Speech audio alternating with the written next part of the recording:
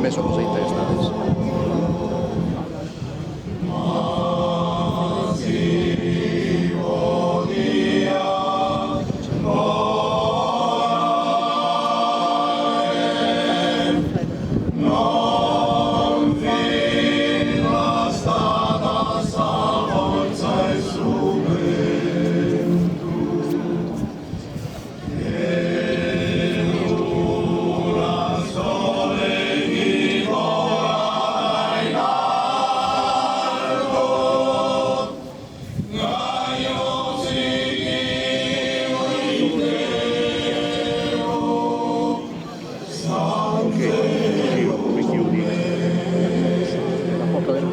Non batterla, la porta dei disegni, ok?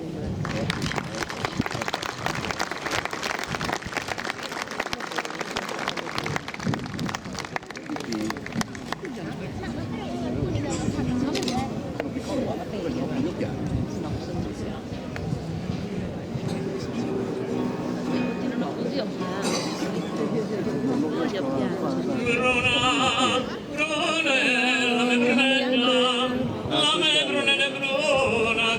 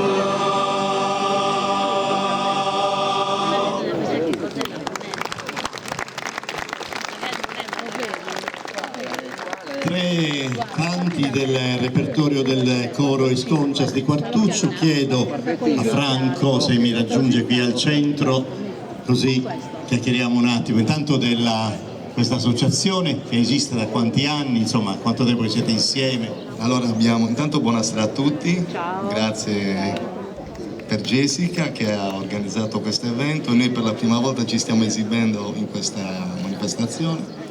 Noi siamo nati nel marzo 2014 e abbiamo fatto esattamente 10 anni con quest'anno, quindi ci fa piacere, insomma, che abbiamo inaugurato il nostro decimo anniversario con il coro qui a Quartuccio. E a noi ci fa piacere che fate parte della grande famiglia dell'UFS, quindi insomma questa è una bella cosa. È vero, anche questo che ci hanno invitato anche per questa occasione dell'UFS. Speriamo di farne altri, insomma. Speriamo di esservi piaciuti intanto.